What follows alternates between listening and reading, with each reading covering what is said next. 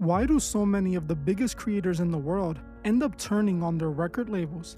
Just the other day, we looked at the friction between Oliver Tree and his label. Now, we are seeing that super producer Tay Keith was dealing with the same situation. Today, we are going to analyze this pattern to identify exactly what leads to so many artists speaking out against the music industry. By the end of this video, you will understand why, despite all the fame and money, these artists are always left with nothing. Back in March, super producer Tay Keith, known for working with Drake, Travis Scott, and many others, entered a massive contract dispute over his music with Sexyy Red. He declared that he was having severe business friction with his record label due to royalties he never received. According to Tay Keith, millions of dollars were owed to him for the beats he produced for Sexyy Red's biggest hit songs, the very songs that made her career and generated immense wealth. Essentially, Keith was alleging that despite the tracks being massive hits, he was purposely kept off the producer credits and denied his compensation. It is important to note that Tay Keith was not targeting Sexyy Red directly. He had no personal issues with her. His disagreement was entirely with the powerful record company backing her. Sexyy Red releases music under the imprints Rebel and Open Shift. However, the major entity actually distributing and backing these releases is a massive media company called Gamma. Gamma was founded by a former big music executive and was designed as an alternative to the traditional major label system. It was supposed to be a new way of doing business. But despite that promise, we are seeing them operate just like the rest of the music industry. The business friction that emerged behind the scenes centered strictly on unpaid royalties. The contract dispute covered a total of 13 different songs produced during her massive rise, including the breakout track Pound Town. Unfortunately, Tay Keith was not able to see a resolution to this issue. Just a few days ago on June 18th, the music world experienced his sudden and tragic passing in Nashville. What is interesting is that just a few days back, we covered Oliver Tree's situation. Oliver Tree also had severe business friction with his label. He was known for hit songs like Life Goes On and Miss You. You likely heard his music on TikTok because that's where it was the biggest. While Oliver Tree's career took off quickly, he eventually found himself in the same exact position as Tay Keith. He felt like his label was not following the rules and was starting to operate incorrectly. So Oliver Tree did the only thing he could do. He made a video telling his fans that his project was going to be delayed because of his ongoing problems with the label. I just got word that my album is no longer coming out. Love You Madly, Hate You Badly is officially canceled, and I'm parting ways with Atlantic Records. Behind the scenes has been nothing short of a nightmare. I have no marketing budgets for music videos, no digital ad spend. Nobody really cares in the building, it seems like. I made a lot of money for Atlantic Records, and they don't seem to remember that. I have gotten no support. They forgot to ingest multiple songs into the system, which means the songs didn't come out. I had a Valentine's Day breakout song that didn't even get released because someone forgot to put it in. I don't really understand how that's possible. I've made them tens of millions of dollars, but they don't remember that. So, the music is owned by them. The remainder of the music will not be coming out. I will always continue to make music. Thank you for everyone who's supported me. I can't wait to release more music at some point at a later time, but for now, there is nothing on the horizon. I'm so sorry, and I love you guys. Thank you.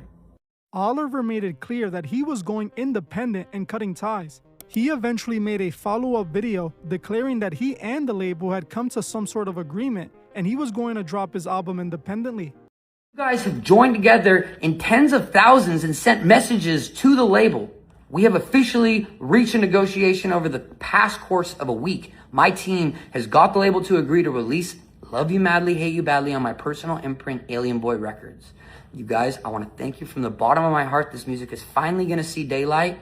So support your local indie artists and go pre-order my album. April 24th is the official date. I love you all. Fast forward to just this month. Oliver Tree was in the middle of his global tour when the world received the news of his sudden and tragic passing. Just like we saw with Tay Keith, Oliver Tree never really got to see his music issues fully resolved. These two examples instantly made me think of other massive artists who faced the same issues. Take Lil Wayne. He was arguably the biggest rapper in the industry, literally sitting on top of the game in the late 2000s and early 2010s. But just like we saw with Oliver Tree and Tay Keith, Wayne also had a massive public dispute with his label. In 2014, he publicly announced his issues with Cash Money Records over unpaid royalties, telling the world that the man he once viewed as a father figure had been doing him dirty for years. Lil Wayne alleged he was owed over $51 million and was willing to take the dispute as far as necessary. Shit right now, these got me in bars right now. They don't want to see me make good music. I don't know what's going on. And I just want you to know, if anything, if you thought that the Birdman,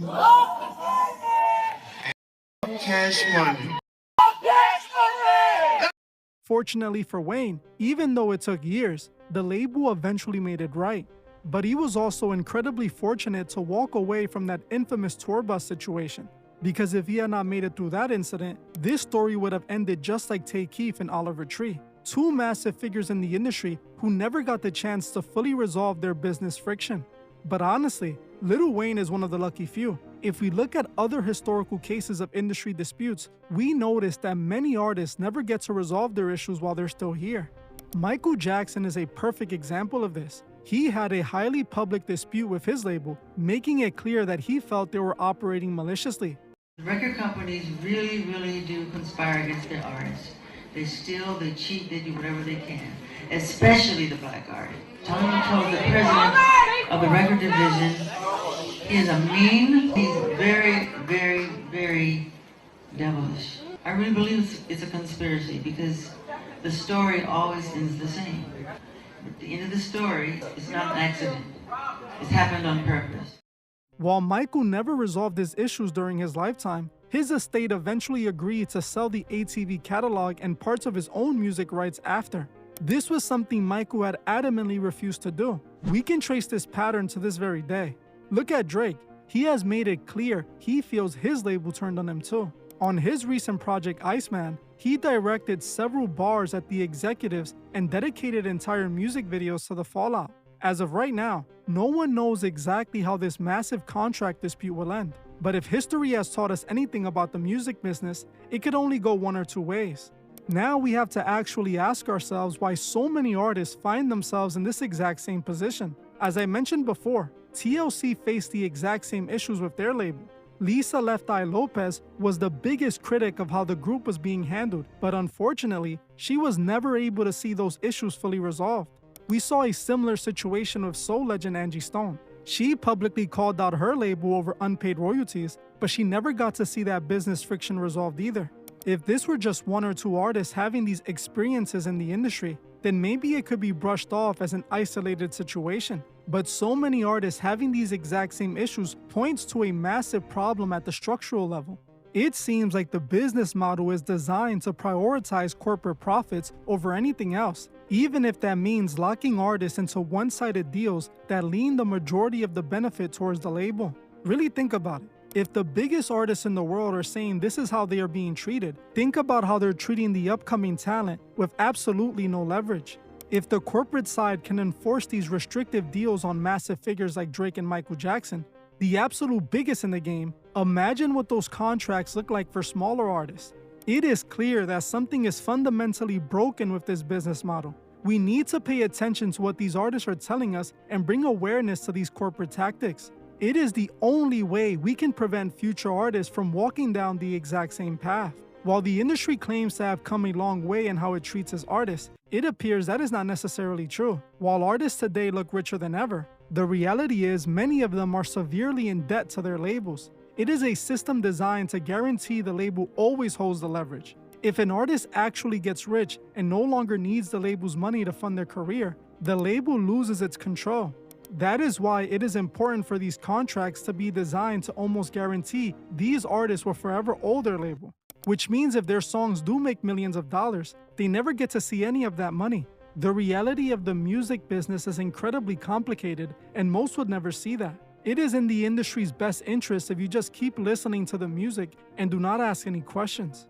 That is why when people like Oliver Tree speak out, it's important to listen to him. And when producers like Tay Keith discuss their business friction, we need to ask questions. We have to show the industry we are paying attention so they finally feel the pressure to change these tactics. But Oliver Tree was not only using his platform to talk about his label issues. I recently covered some strange skits he posted on his Instagram, and it seems he was trying to tell people something much deeper with those videos. If you want to know exactly what Oliver Tree was revealing in those skits, watch this video right now. If you want to further support the channel, join me on Patreon. It's only $3 a month and you get access to over 60 exclusive videos. Another way to support the channel is simply by liking and hyping this video. When you hit the hype button, you tell the algorithm this video needs to be seen by everyone. Also, make sure to subscribe so there's no way my posts get lost in the algorithm. Well, that's it for this one. I want to thank you all for watching, and I'll see you guys in the next one.